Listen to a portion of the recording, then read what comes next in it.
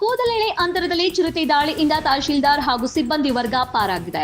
ರೈತರ ಮೇಲೆ ಎರಗಿದೆ ಚಿರತೆ. ಹೌದು, ತುರುವೇಕೆರೆ ತಾಲೂಕಿನ ಗೋಣಿತುಮಕೂರಿನ ಗ್ರಾಮದಲ್ಲಿ ಬುಧವಾರ ಮಧ್ಯಾಹ್ನದಂದೇ ಕಂದಾಯ ಗ್ರಾಮ ಗುರುತಿಸುವ ವೇಳೆ ಚಿರತೆ ತಹಶೀಲ್ದಾರ್ ಕುಂ-ಇ ಅಹಮದ್ ಹಾಗೂ ಸಿಬ್ಬಂದಿ ವರ್ಗದ ಮೇಲೆ ಜೊತೆಗೆ ರೈತರ ಮೇಲೆ ದಾಳಿ ನಡೆಸಿದೆ.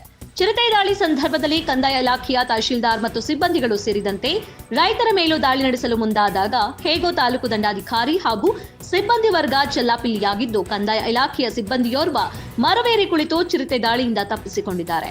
ಆದರೂ ದಾಳಿ ಬಿಡದ ಚಿರತೆ ವೃದ್ಧರೊಬ್ಬರ ಮೇಲೆ ದಾಳಿ ಮಾಡಿ ನಂತರ ಶೆಡ್ಡು ಒಂದರಲ್ಲಿ ಅವಿತು ಕುಳಿತಿದೆ. ಕೂಡಲೇ ದಾಳಿಗೊಳಗಾಗಿದ್ದ ರೈತನನ್ನು ಕೂಡಲೇ ಚಿಕಿತ್ಸೆಗಾಗಿ ಸಾರ್ವಜನಿಕ ಆಸ್ಪತ್ರೆಗೆ ಕಳುಹಿಸಿಕೊಟ್ಟಿದ್ದು, ಇದರ ಬೆನ್ನಲ್ಲೇ ಅವಿತು ಕುಳಿತಿರುವ ಚಿರತೆಯನ್ನ ಗಮನಿಸಲು ಗ್ರಾಮದ ರೈತರು ಮತ್ತು ತಹಶೀಲ್ದಾರ್ ಹಾಗೂ ಸಿಬ್ಬಂದಿ ವರ್ಗ ಮತ್ತು ಅರಣ್ಯ ಇಲಾಖೆ ಅಧಿಕಾರಿ ಸಿಬ್ಬಂದಿ ವರ್ಗ ಶೆಡ್ ಬಳಿ ತೆರಳಿದಾಗ ಕೂಡಲೇ ಮತ್ತೆ ಶೆಡ್ನಿಂದ ಹೊರಗೆ ಜಿಗಿದು ಓರ್ವ ಮಹಿಳೆ ಸೇರಿದಂತೆ ಅಂದಾಜು 3 ರಿಂದ 4 ರೈತರ ಮೇಲೆ ದಾಳಿ ನಡೆಸಿ ತೀವ್ರವಾಗಿ ಗಾಯಗೊಳಿಸಿ ಚಿರತೆ ಅಲ್ಲಿಂದ ಪಾರಾರಿಯಾಗಿದೆ.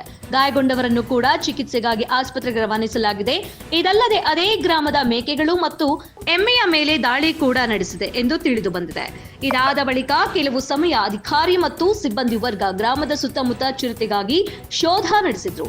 ಚಿರತೆ ಕಣ್ಣಿಗೆ ಕಾಣದೆ ಕಣ್ಮರೆಯಾಗಿದೆ. ನಂತರ ಅಲ್ಲಿಂದ ತಹಶೀಲ್ದಾರ್ ಮತ್ತು ಸಿಬ್ಬಂದಿ ವರ್ಗ ಹಾಗೂ ಅರಣ್ಯ ಇಲಾಖೆ ಅಧಿಕಾರಿ ಮತ್ತು ಸಿಬ್ಬಂದಿ ವರ್ಗ ತನ್ನ ಕೇಂದ್ರ ಸ್ಥಾನದತ್ತ ತೆರಳಲು ಮುಂದಾಗಿ ಕೇವಲ 1 ಗಂಟೆಯಲ್ಲಿ ಅದೇ ಚಿರತೆ ಪಕ್ಕದ ಗ್ರಾಮವಾದ ದೇವಿಹಳ್ಳಿ ಗ್ರಾಮದ ತೋಟವೊಂದರಲ್ಲಿ ಶೇಖರ್ ಎಂಬ ರೈತ ಮನೆಯ ಬಳಿ ಕಾಣಿಸಿಕೊಂಡಿದ್ದು, ರೈತ ಶೇಖರ್ ಮೇಲೂ ದಾಳಿ ನಡೆಸಿ ತೊಡೆ, ಮಂಡಿ ಮತ್ತು ತಲೆಯ ಭಾಗಕ್ಕೆ ತೀವ್ರವಾಗಿ ಗಾಯಗೊಳಿಸಿದೆ.